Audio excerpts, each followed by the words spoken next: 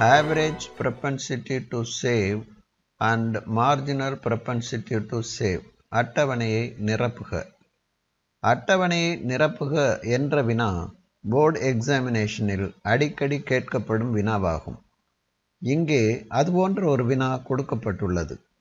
இது 2018 வருடம் கேட்கப்பட்ட 3 மார்க் வினாவாகும். இன்கம், கன்சம்ஷன் எக்ஸ்பெண்டிச்சர் ஆகிய விவரங்கள் கொடுக்கப்பட்டுள்ளன. நீங்கள் average propensity to save, marginal propensity to save ஆகியவற்றின் மதிப்புகளை கணக்கிட வேண்டும். சேவிங்ஸ் மதிப்பு தெரியாமல் average propensity to save, marginal propensity to save ஆகியவற்றின் மதிப்புகளை கணக்கிட முடியாது. Income, consumption, savings, average propensity to save, marginal propensity to save ஆகியவற்றை உள்ளடக்கிய புதிய அட்டவணை ஒன்றை உருவாக்கி கொள்ளுங்கள். நெடுவரிசைகளுக்கு பெயரிடும்போது savings, average propensity to save, marginal propensity to save ஆகியவற்றை கணக்கிட ஃபார்முலாக்களையும் சேர்த்து எழுதுங்கள். Savings equal to income minus consumption. Average propensity to save is equal to Y over S. Marginal propensity to save is equal to delta Y over delta S. Income, consumption நெடுவரிசைகளில் கணக்கில் கொடுக்கப்பட்ட மதிப்புகளால் நிரப்புங்கள். இனி கணக்கிடுதல் ஆரம்பமாகிறது.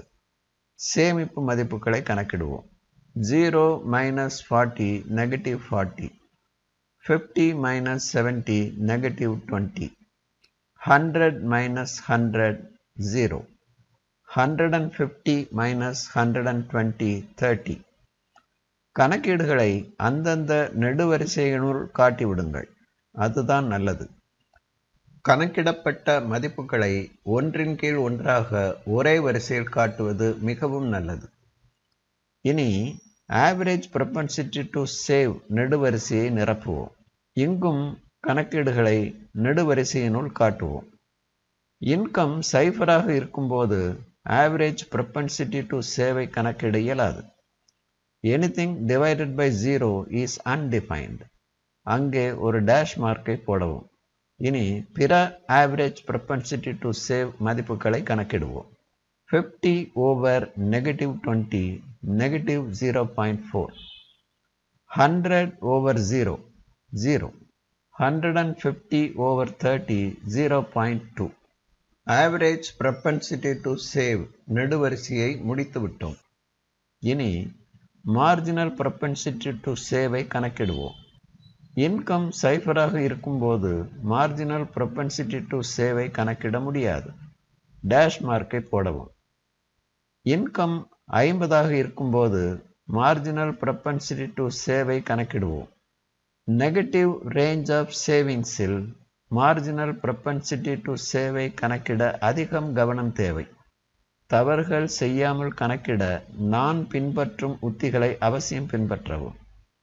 Marginal propensity to save கணக்கிட நமக்கு 2 மதிப்புகள் தேவை. சேமிப்பில் மாற்றம், சேஞ்ச் இன் சேவிங்ஸ்.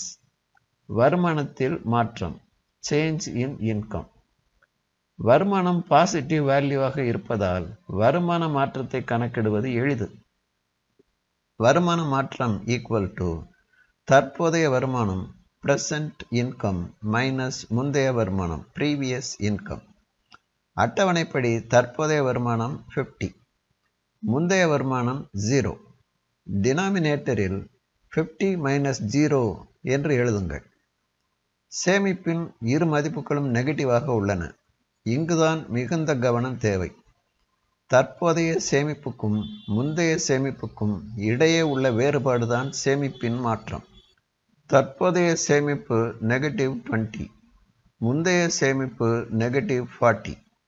இரண்டும் நெகட்டிவாக இருப்பதால் ஒரு அடைப்புக்குள் நான் வீடியோவில் காட்டியுள்ளது போல் அமைத்து விடுங்கள். Open with a square bracket, put negative 20 inside a simple bracket Then put a minus sign and put negative 40 inside a simple bracket. Close it with a square bracket. இப்போது அடைப்புக்குறியை நீக்குவோம். Negative 20 multiply negative 40 with minus sign and place plus 40. சுருக்கங்கள். Negative 20 plus 40 20. 50 minus 0 50. 50 over 20 0.4. Income 100 என்றால் marginal propensity to save என்னவென்று கணக்கிடுவோம்.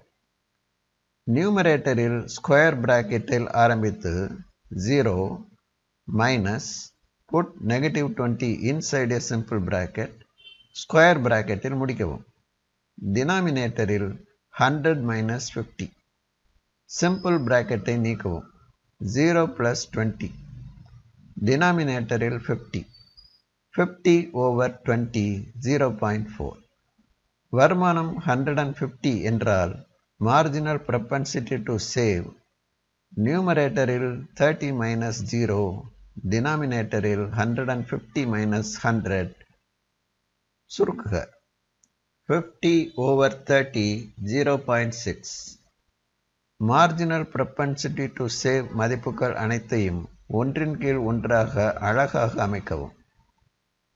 இத்துடன் இந்த கணக்கீடு முடிவடைகிறது. மீண்டும் அடுத்த காணொளியில் சந்திப்போம்.